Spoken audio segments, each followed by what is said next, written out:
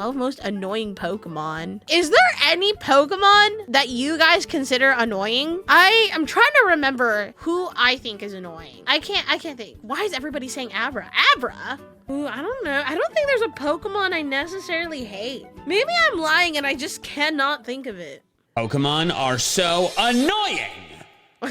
Well, some of them are. These are 12 of the most annoying Pokemon to deal with when playing through a Pokemon game. Oh, Lord. This list is in no particular order, except for the very last one, which is definitely the most annoying. Those of you younger viewers who've only played newer Pokemon games like Sword and Shield or Scarlet and Violet probably don't find wild Pokemon very annoying. What's the big deal? Just go around them. But those of you closer to my age, with sage wisdom of years gone by, likely recall the dark places.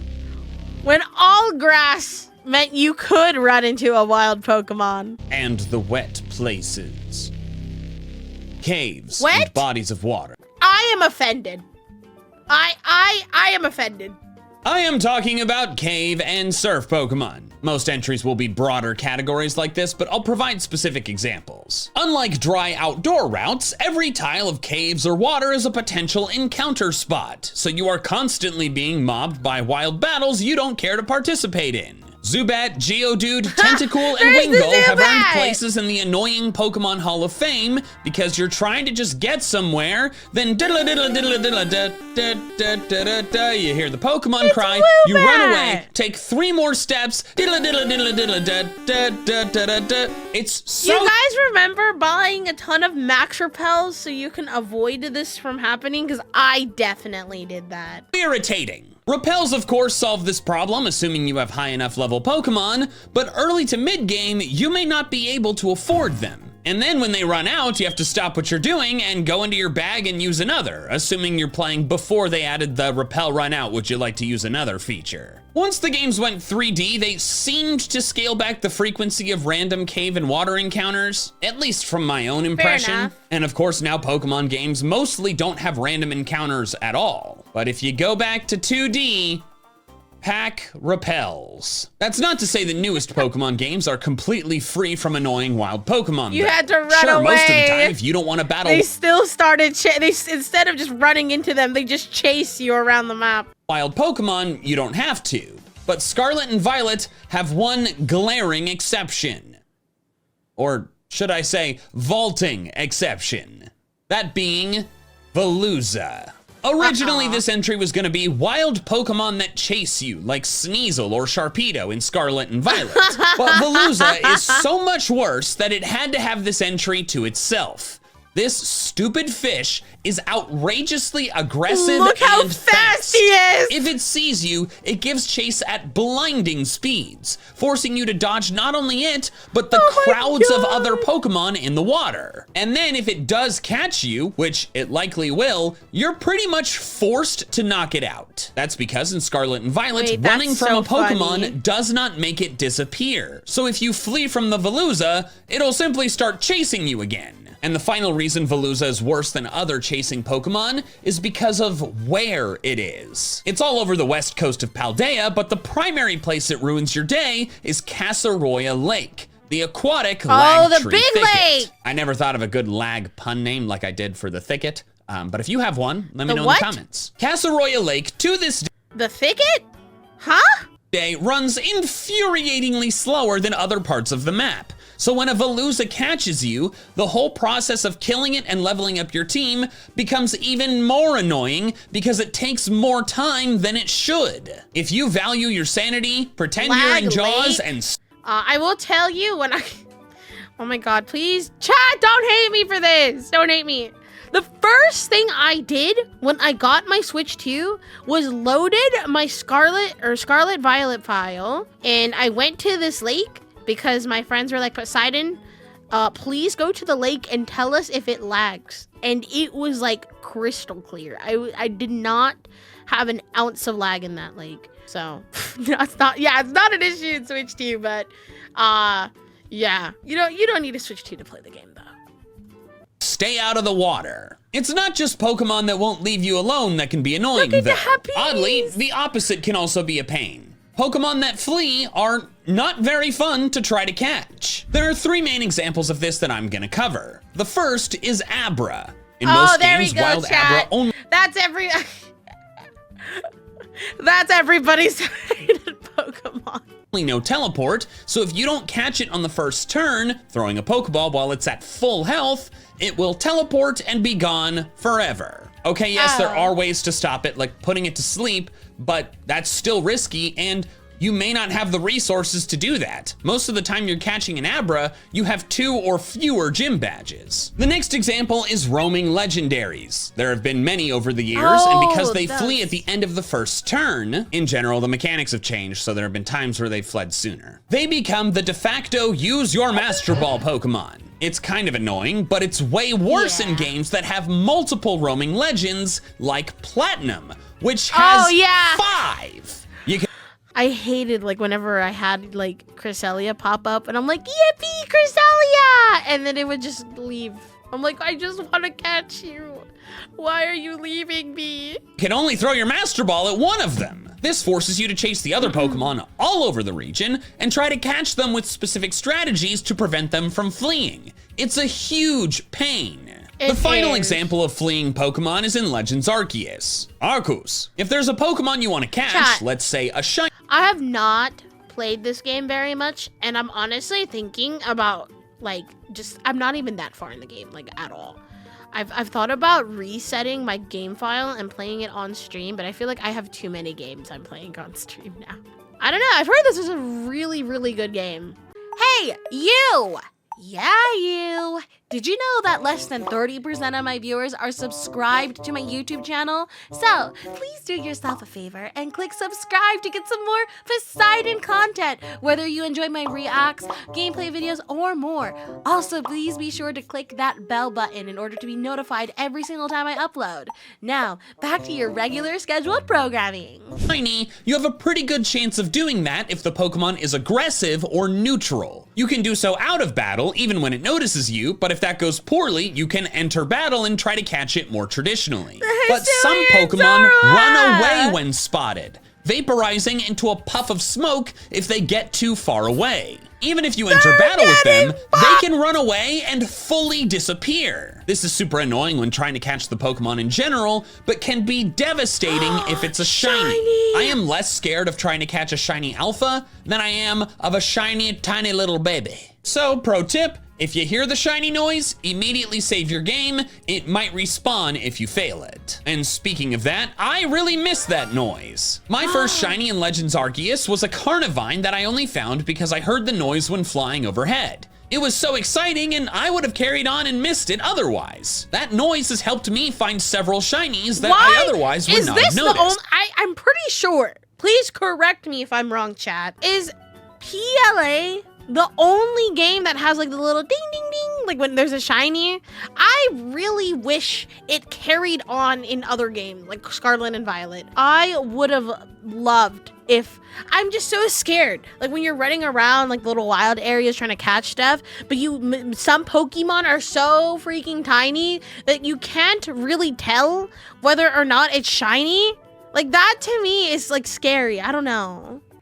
And then they removed it. In Scarlet and Violet, wild shiny Pokemon just look different. They do not sparkle nor make a noise when they appear. This sucks. So I am naming shiny Pokemon in Scarlet and Violet as the next annoying Pokemon on this list. If you haven't shiny hunted in these games— any shiny Pokemon is just annoying. Let me walk you through why it's so annoying.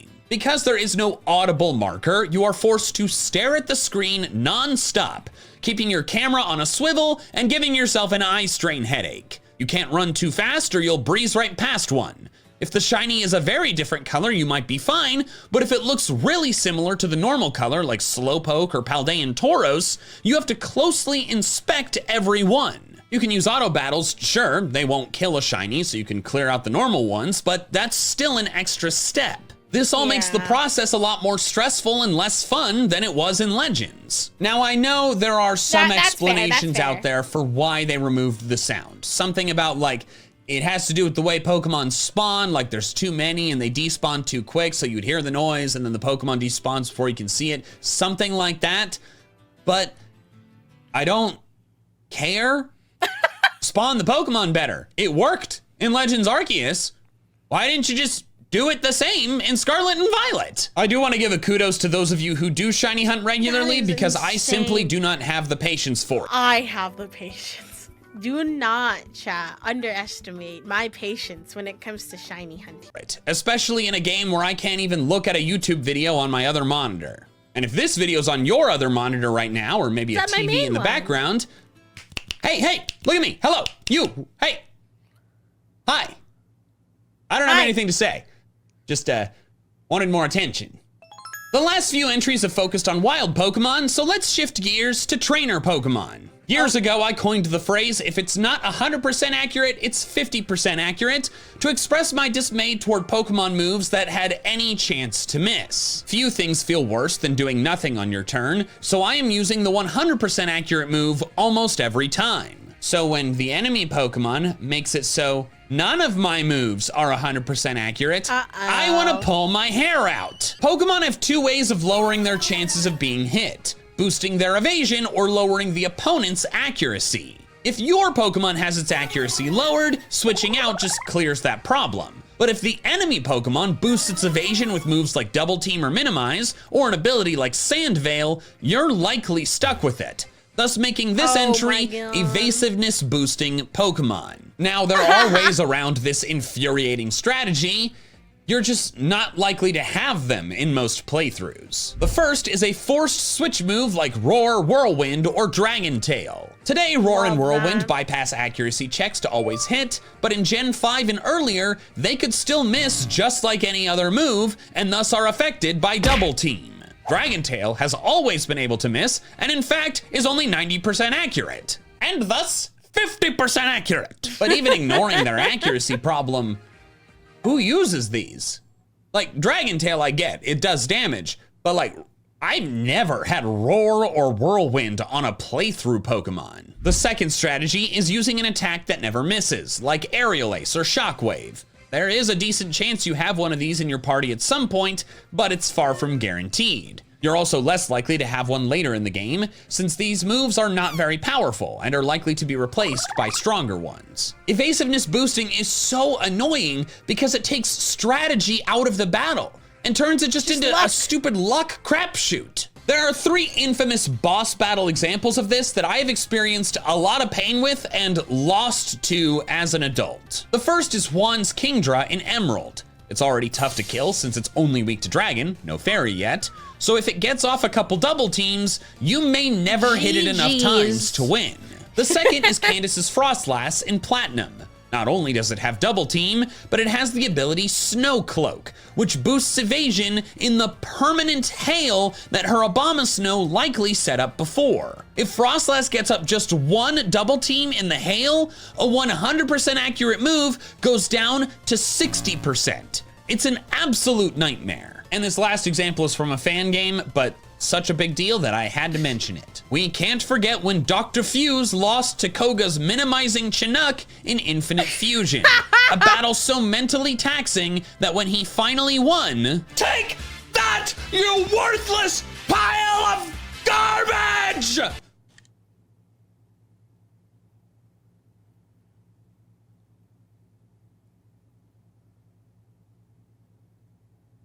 Should probably take a break for the day. Evasion can take a battle past the barrier of annoying and into difficult territory, though. So let's discuss something that really is just annoying.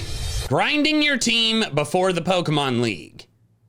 It's never been fun. In most games when doing this, the Victory Road is the go-to place. It has the highest level wild Pokemon after all. Grinding here is never particularly enjoyable, but it's generally straightforward, especially for your grass or water types, since they can easily blast through all the rock and ground types found in the cave. Well, they used to be able to. I'll never forget trying to grind my team up to battle the league in my first playthrough of Pokemon White and discovering the Boldors, what should have been easy Pokemon to blast through, all required 2 turns to KO thanks to Sturdy. This annoyed me so much that Sturdy favorite ability. Pokemon from Gen 5 onward are an entry on this list. In the past, Sturdy Any was Pokemon completely was useless. It made the Pokemon immune to the very small group of one-hit KO moves: Fissure, Horn Drill, Sheer Cold, and Guillotine. But in Gen 5, they buffed it, so it still does what it used to do, but also functions like a built-in Focus Sash. If the Pokemon would be knocked out from full health in one hit, even by a regular move, it instead lives with 1 HP. Look, I understand Sturdy needed a boof. A boof. A boof? Look, I understand that Sturdy needed a buff. It was genuinely terrible before, but this buff has personally annoyed me. Now, so many Victory Road Pokemon like Graveler, Onix, Lairon, and Boldore now require 2 hits to KO, when previously 1 Surf would do the trick. It's not changing the fate of the battle, it's just doubling the time it takes. Sturdy Pokemon also become a pain in boss battles too. Marshall's Sock or Olivia's Probopass come to mind as particularly annoying. You could argue this is more difficult than annoying, but considering these Elite Four members and their full restores, you could end up having to land a hit strong enough to one-shot like 4 times to actually beat the Pokemon. Amazing. No Sturdy, and they're not so darn annoying. Sturdy's a more modern annoyance, so let's go back and cover one that's old. I won't spend too much time on this since I discussed it in my 12 broken battle mechanics that I'm glad are dead video, but this one is just so annoying that I have to discuss it again. Binding moves like Whirlpool or Wrap damage the target, then trap them for a few turns, dealing recurring damage.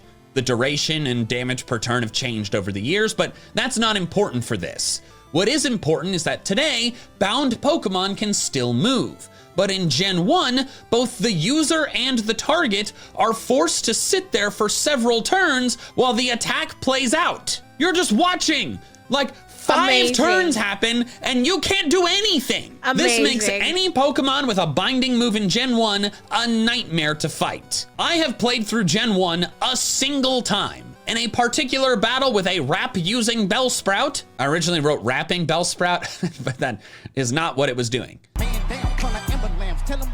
Scarred me so badly that I still shudder when I think about it to this day. It took like 10 times longer than any battle should. Thank Arceus, they fixed that quickly in Gen 2. Speaking of being trapped in battle, there are other ways that can happen. You can use moves like Block or Mean Look, and of course there are abilities that do this too. Magnet Pull traps Steel types, and Shadow Tag traps all Pokemon, except Ghost types, which have been immune to trapping since Gen 6. Using these to your advantage could help you catch roaming Pokemon like I mentioned earlier, but they're super annoying when turned against you. You could of course be Perish trapped by Wolfie VGC, but in normal playthrough gameplay, it's far and away the most common and most annoying when it's just a random wild Pokemon. You're on your merry way, running from any wild Pokemon in your path, until suddenly you cannot run. This entry is not about the trapping methods I've already mentioned though. The moves give you a chance to run first, Magnet Pull only works on Steel types, and very few wild Pokemon have Shadow Tag. I'm not covering these to instead focus on the most common occurrence of this,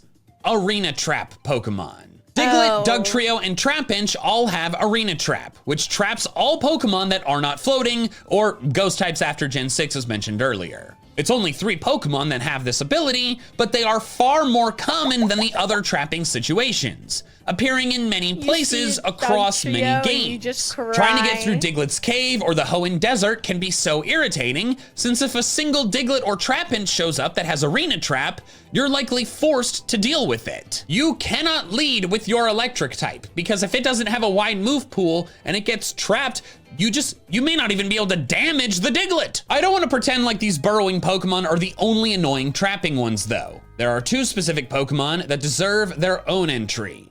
They're nowhere near as common in the wild, in fact being quite rare, but when you encounter them, they can be far more damaging.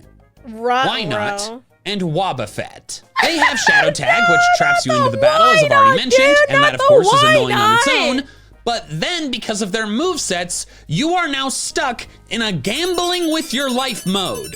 Will they use Safeguard and do nothing? Or will they use Counter or Mirror Coat, which could do nothing if you pick the right type of move, or could obliterate your Pokemon if you fail to knock the Wobbuffet out? Or will they use Destiny Bond, killing your Pokemon no matter what if you kill the punching bag? Every turn could be completely safe or the end of your Pokemon, which makes them so horrible to deal with in Randomizer Nuzlocke.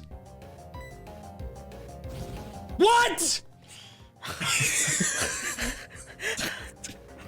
Why did you speak? How did it? Oh my god. My happiness! No! Rest in Another peace. specific Pokemon earned its place on this list long ago, because dealing with it in just one game made it one of my least favorite Pokemon of all time. And I'm not talking about Miltank. Oh, okay, I was about to say, is it the damn Miltank? This Miltank is just brutally difficult. This Pokemon is more of a nuisance, a constantly reappearing one. That Pokemon is Watchog in Unova. The first Watchog you encounter in Black and White is Lenora's. Hypnosis can completely lose you the battle if it lands, and it can still do a ton of damage with Retaliate too. This battle made me start to dislike Watchog, but it was after this battle when it really drove me nuts. Watchog's Gen 5 level up moveset has Hypnosis, Confuse Ray, and Super Fang all in succession. So many Watchog you fight will have all three of these extremely annoying moves. Not only could you go to sleep, but you'll get confused while you sleep. So you wake up, hurt yourself, then get put back to sleep. And then on top of that, even if you have a super defensive rock or steel type, its HP gets halved with one Super Fang, forcing you to use potions after almost every Watchog fight. You're never gonna lose to it, but fighting it is just so grating. And you're gonna fight it a lot, because Plasma Grunts love this thing. They love 14 Grunts Watchog. have it before the league. You see this stupid thing so many times, and every time it's a pain. A lot fewer Grunts have it in Black 2 and White 2, and it's barely been in any other games since. But in Black and White, do not go through those games without a good fighting type, because otherwise, Watchog is gonna ruin your day. This final entry before the most annoying of all focuses not on wild Pokemon or Pokemon you battle against, it's trainer Pokemon you battle with. Let's see if you're familiar. Does this image trigger any kind of emotion in you? Annoyance, irritation, violent malice? If just seeing this pisses you off, crazy. then you know this entry is NPC raid partners. I hate those guys. But mostly Martin Solrock. This mostly applies to Sword and Shield. Raids are in Scarlet and Violet, but in my experience, I don't notice bad raid partners as much since everyone is moving at once. But in Sword and Shield, since you all take turns, you can see exactly what your partners are doing. Some are solid, but others are just too weak. Pikachu, Magikarp, and Togepi mostly stink. Sure, they might help, but they die so easily once they use up their focus sashes. So they will often lose you the raid even if your Pokemon stay healthy. It is insane that they let them be partner Pokemon in higher star raids. But Martin's Solrock is on another level of annoying. All these two do is cosmic power, cosmic power, cosmic power, boosting defenses, never helping defeat the boss. If they use a damaging attack, it makes international headlines. I think they probably intentionally made raid NPCs kinda bad to encourage you to play with other people, but sometimes I don't want to deal with that. Especially if I'm playing the game years after it was the most recent one. So I'm trying to avoid one hassle, and you stick me with another. No. An old man and his stupid rock. And now for the final entry, the most annoying kind of Pokemon in my experience. Before I cover it though, if you've watched this far, consider subscribing to the channel. It seems you don't find me annoying. I hope. Trying to catch legendary Pokemon is always generally annoying. The chances are just so low for most of them, and thus much of it comes down to luck. But there are things that can make it You know worse. what? I already that's fair. discussed roaming legendaries, but there's another category. Imagine you spend time whittling down a legend's health, maybe all the way to 1 HP using False Swipe. Maybe the legend has good defenses, so it takes quite a while. You're finally ready to just huck Pokeballs until you succeed, and then the legendary heals itself back up. Legends that heal are by far the most annoying Pokemon to deal with. Here are 3 specific examples, each getting progressively worse. In Gen 3, all 3 members of the Weather Trio will know Rest if fought at level 70. So that's Groudon and Kyogre in Post-Game Emerald and every Rayquaza fight. This fully heals them and sure, puts them to sleep, but it's only a brief nap of 2 turns. Now you might be thinking, oh, just stall out Rest's PP. It only has 5. And you're right, you could stall out its PP, but it does not have 5. It does today, but until Scarlet and Violet, Rest had 10 PP. So it's gonna take you a while to do that. The next example is Mewtwo in Gens 1 and 3, plus Lugia and Ho-Oh in Gen 2. They all infuriatingly know Recover, healing up half of their health immediately. Like Rest, you can stall the PP, but again, Recover only has 5 in Gen 9. It had 10 for a while, but in Gens 1 to 3, when these battles occur, it had 20! 20! It would take ages to stall that out, because it's 20 turns, but it's not using Recover every time. These 2 examples are both super annoying, but in theory, you can stall out the healing moves PP, maybe by using Spite, so it may take a while, but you can do it. But this final example, by far the worst type of legendary healing, is the kind that never ends. Kyogre in Alpha Sapphire, Palkia in Shining Pearl, and Tapu Fini in the Alola games all know Aqua Ring. With just 1 use of the move, they begin to regain 1/16 of their max HP every turn for the rest of the battle. They get harder to catch at the end of every turn. You cannot throw a Pokeball when it has 1 HP unless you do so before the first use of Aqua Ring. Sure, you can use Heal Block, but that only lasts 5 turns. And if you mess up once, Aqua Ring is getting set up. Side note, because I know someone's gonna mention it, Xerneas does have Ingrain when trying to catch it in Sword and Shield, but that's in Dynamax Adventures. So it's affecting the battle when trying to defeat it, but it is not affecting the chance to catch. I chose to make Healing Legends the top spot on this list because the first time I encountered an Aqua Ring Legendary, Tapu Fini in Pokemon Sun, this is how the battle ended. You are terrible, and I am going to now use my Master Ball on you because this is the most annoying battle I've ever had. And there you have it. Can't get more annoying than the most annoying battle I've ever had. Thanks so much for watching, and if you enjoyed, check out my video that I mentioned, 12 broken battle mechanics that I'm glad are dead. There's some really insane stuff in there, and it's absolutely for the best that they are not in the game anymore. I remember my Sun and Moon, I got lucky and I did end up catching the Fini, but it did take a while. That face, this is the face of somebody who has really been through it. He really, really hates certain Pokemon.